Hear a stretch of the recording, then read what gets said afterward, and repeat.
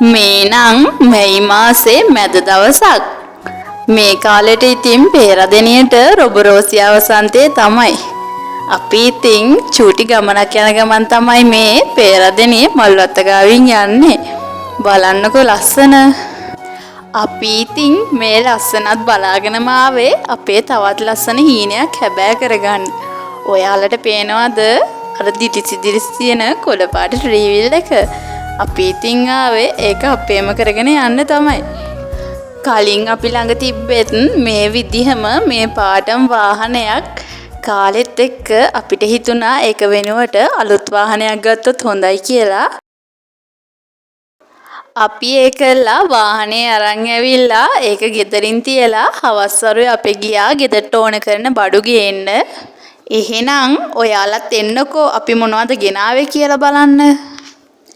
මේ නම් ඉතින් අප්‍රේල් මාසෙට ඕන කරන බඩු තමයි අරන් ආවේ. ඒ වුණාට ඉතින් මේ මාසේ බඩු ගියෙද්දි මේ මාසෙටත් එක්ක ටිකක් වැඩිපුරම බඩු ගෙනාවා.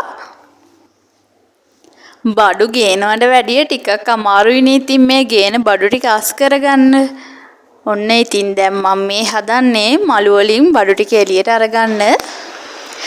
කට්ලට් එහෙම හදන්න ඕන වෙන නිසා මම බිස්කට් කුඩු ගත්තා. ඒ වගේම සම්පෝෂ පැකට් දෙකක් ගත්තා. මෙතන නම් තියෙන්නේ එකයි. ඊට පස්සේ සියඹලා ගිනි පෙට්ටි පැකට් තුනකුත් ගත්තා. තව ගොරක තියෙනවා.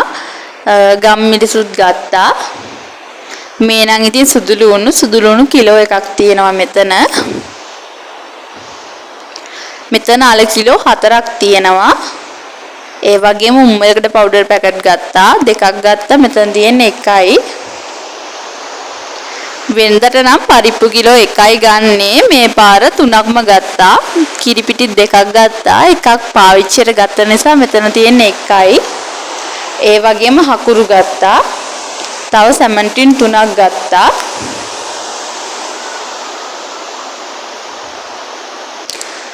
එනසාල් ගත්තා. ඒ වගේම සෝයත් ටිකක් වැඩිපුර ගත්තා. සෝයා පැකට් 8ක් වගේ ගත්තා. මෙච්චර ගත්තට ඉතින් එක මාසයකට මේවා ප්‍රයෝජනෙට ගන්නෙ නෑ. තව ඊට පස්සේ පොඩි සෝස් කෑන් එකක් ගත්තා. ඒ වගේම මෙතන පොල් තෙල් කිලෝ 2ක් තියෙනවා.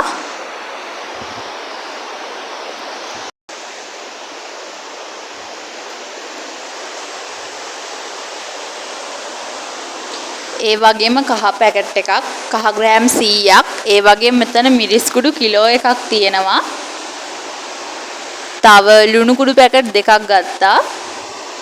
මේ නම් ඉතින් සූදුරු. ඊට පස්සේ බැදපු 3-5 කුඩු ගත්තා. තව හාල් මැස්සෝ කිලෝ එකක් ගත්තා. ඊට පස්සේ මෙතන ලුණු කිලෝ 4ක්ම තියෙනවා. ඊට පස්සේ ප්ලම්ස් ග්‍රෑම් 250ක් ගත්තා.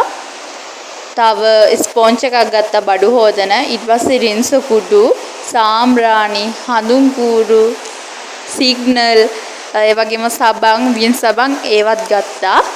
ඒ වගේම මෙතන සීනි කිලෝ 5ක් තියෙනවා. කැවුම් හදන්න ඕන නිසා තමයි එච්චර ගත්තේ. තව පොල් ගෙඩි 5කුත් තියෙනවා.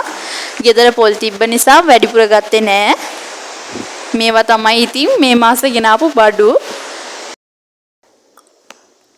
එහෙනම් එන්නකෝ මේ බඩු ටික මාත් එක්ක අස් කරමු. මම මුලින්ම අල ලුණු සුදු ලුණු ටික තමයි වාජන වලට දාලා අස් කරගන්නේ. ඊට පස්සේ තමයි ඉතුරු බඩු ටික අස් කරන්න පටන් ගත්තේ.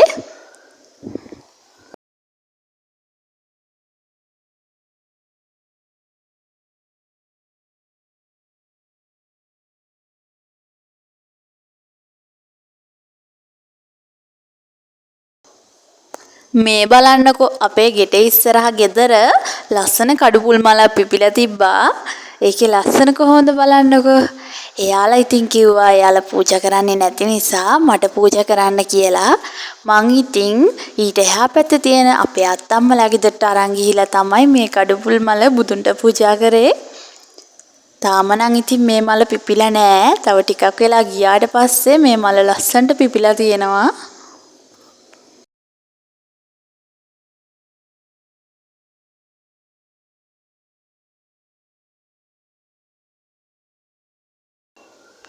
උදේට පිපෙන මල් වලට වැඩිය රැයට පිපෙන ගොඩක් මල් සුවඳයි වගේම හරිම ලස්සනයි. ඒ වගේම තව දෙයක් තමයි රැයට පිපෙන ගොඩක් මල් සුදු පාටයි. එහෙනම් අද වීඩියෝ එක මෙතනින් ඉවරයි. මාත් එක්ක හිටිය ඔයාලා හැමෝටම ස්තුතියි.